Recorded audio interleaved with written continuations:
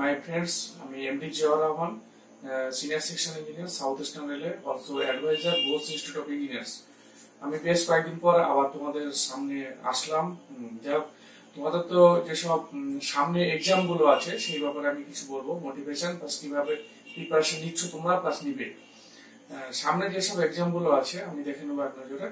সব vital exam আছে দুটোই, মানে একটা ডিপ্লোমা ইঞ্জিনিয়ারদের হচ্ছে সবচাইতে সেরা চাকরি, এই দুটো সেন্ট্রাল গভর্নমেন্ট রিক্রুটমেন্ট করে, ইন্ডিয়ান রেল, তার সঙ্গে সঙ্গে হচ্ছে এসএসসি জুনিয়র ইঞ্জিনিয়ার, দুটোই সেম পোস্ট জুনিয়র ইঞ্জিনিয়ার।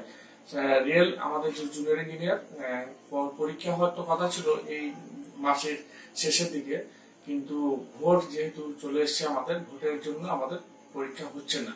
সুতরাং আমরা আজকে থেকে যদি আমরা কাউন্টিং করি, মিনিমাম 45 ডেজ থেকে 50 ডেজ আমরা টাইম পাচ্ছি আবার ফার্দার ভালোভাবে প্রিপারেশন নেওয়ার জন্য। আর এসএসসি জুনিয়র ইঞ্জিনিয়ার একটু লং টার্ম, একটু দেরি আছে, কিন্তু আমরা দেরি আছে বলে তো এই নয় বসে থাকবো, আমরা প্রিপারেশন নিতেই থাকবো। আমরা কম্বাইন্ড প্রিপারেশন নেবো। কম্বাইন্ড প্রিপারেশনের মধ্যে দেখে নেব সিবিটি 1 ফার্স্ট আমাদের যেসব এক্সাম হবে সিবিটি 1 রেলের জুনিয়র ইঞ্জিনিয়ারের জন্য। এখানে থাকছে নন টেকনিক্যাল পার্টটা পুরোপুরি, এখানে অনলি ফর সিবিটি 1 আমাকে কোয়ালিফাই করতে হবে। তাহলে কোয়ালিফাই তো করতে হবে, নাহলে তো আমি সিবিটি 2 এক্সাম বসতে পারবো না। সিবিটি 1 এর জন্য যে সিলেবাস আছে, maths 30 number, general science 30 number, reasoning 25 number, GK general awareness current affairs মিলে হচ্ছে 50 নাম্বার, টোটাল হচ্ছে 100 নাম্বার। আমরা এখন যারা তোমরা আছো বাড়িতে পড়াশোনা করছো, এবং বাড়িতে পড়াশোনা ছাড়া অনেকে আছে যারা কোম্পানির সঙ্গে যুক্ত আছো, কোম্পানিতে ডিউটি করতে হয়, হ্যাঁ, কোম্পানির সঙ্গে চাকরি করার জন্য, সেই সঙ্গে সঙ্গে তোমরা প্রিপারেশন নিচ্ছ গভর্নমেন্ট সার্ভিসের জন্য। তোমরা অনেকে আছে ডিপ্লোমা হোল্ডার যারা বিটেক পড়ছো আর কি। তোমরা কিভাবে প্রিপারেশনটা টাইমটা বার করবে সেটা তোমাদের ব্যক্তিগত ব্যাপার, সেখানে তো আমি হস্তক্ষেপ করবো না। তোমাদের অ্যাটলিস্ট টাইমটা বার করতে হবে, কারণ তোমাদের জানবে এটা শেষ একটা যুদ্ধ, তোমাদের জীবনের মধ্যে শেষ যুদ্ধ। এই যুদ্ধে জয় করার জন্য তোমাদের কি করতে হবে, টাইম বার করতে হবে। যারা কিছুই করো না, কিছুই করো না অ্যাটলিস্ট হচ্ছে পড়াশোনা ছাড়া কিছু করো না, পড়াশোনা যারা মেসে বসে পড়াশোনা করো, বাড়িতে বসে পড়াশোনা করো, অ্যাটলিস্ট 24 আওয়ার্সের মধ্যে তোমাকে 14 আওয়ার্স 14 ঘন্টা বার করতে হবে। তুমি কি করবে, টেকনিক্যালটা পড়বে না নয়, টেকনিক্যালটা পড়বে, একটু টেকনিক্যালটা এই সময় একটু কমিয়ে দিবে। তুমি 14 ঘন্টার মধ্যে 4 ঘন্টা টেকনিক্যাল পড়বে, রিভিশন করবে, আর 10 ঘন্টা নন টেকনিক্যাল দিয়ে দাও। কেন, সিপিটি 1 পুরো নন টেকনিক্যালের উপরে দাঁড়িয়ে আছে, কিন্তু টেকনিক্যাল এই নয় টেকনিক্যাল বইগুলোকে তুলে রেখে দিলাম পড়বো না, এটা করবে না। টেকনিক্যালটা তোমাকে টাচে থাকতে হবে, পড়াশোনা করতে হবে, রিভাইজ দিতে হবে, 4 ঘন্টা করে টেকনিক্যাল পড়তে হবে। তুমি পাট পাট করে যারা মেকানিক্যাল আছো, একদম থার্মাল ইঞ্জিনিয়ারিং, তারপরে হচ্ছে প্রোডাকশন, তারপরে হচ্ছে মেকানিক্স, এইভাবে তোমরা পাট পাট করে তোমরা একদিনে দুদিন, আমি পরপর দুদিন আমি থার্মাল ইঞ্জিনিয়ারিং দেখবো, পরপর দুদিন আমি মেকানিক্স সমটম এইভাবে দেখবো। তোমরা ভাগ করে নাও।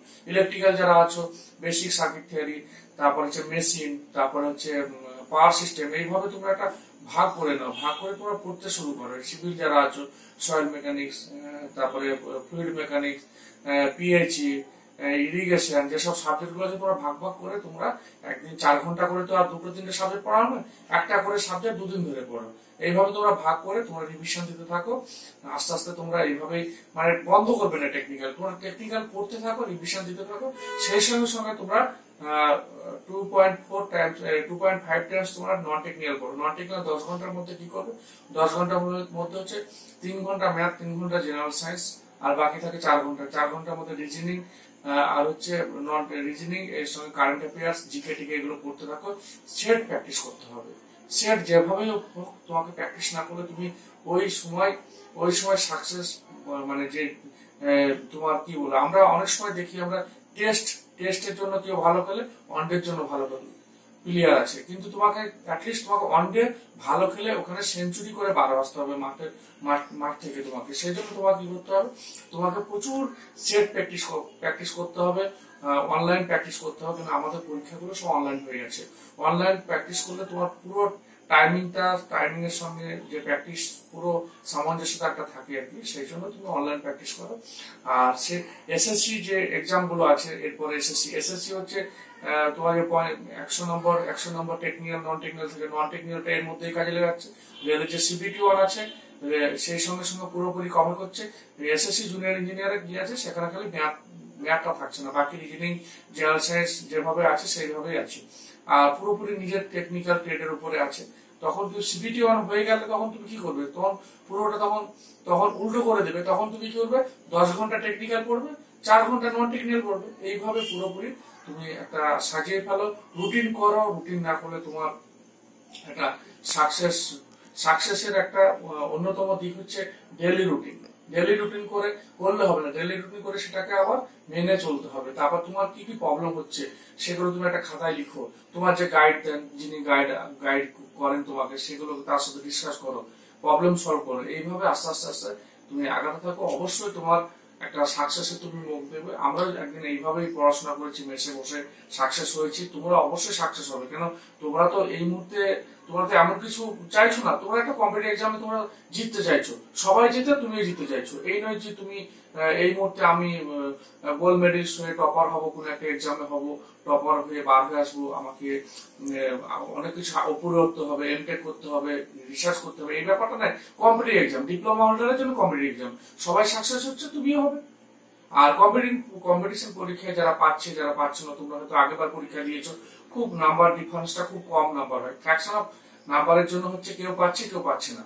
তা তোমরা সেইভাবে এই এররটা তোমাকে করতে হবে। তুমি হয়তো 100-র মধ্যে দেখা যাচ্ছে 60 কাট অফ হয়েছে, তুমি 65 করে এসেছিলে ওই পরীক্ষাটায়, কিন্তু যেহেতু তোমার 30 খানা তুমি ভুল করেছো, 30 খানা ভুল করার জন্য তোমার 10 নম্বর কাটা যাচ্ছে, তাহলে ওখানে 65 মাইনাস 10 কত হচ্ছে 55, হাতের নাগাল থেকে তোমার বার হয়ে গেল।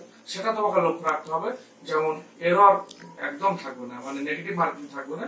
সেইভাবে তোমরা প্র্যাকটিস করতে থাকো। যদি কোনো রকম তোমাদের দরকার পড়ে, হেল্প পড়ে, তোমরা এসো, আমাদের সঙ্গে দেখা করো। শিয়ালদা এবং হলদিয়া সেন্টার আছে, এখানে এসে তোমরা আরো পরামর্শ নিতে পারো, নোটস নিতে পারো, গাইড নিতে পারো। আমরা আছি, সবসময় আছি। ওকে, বাই।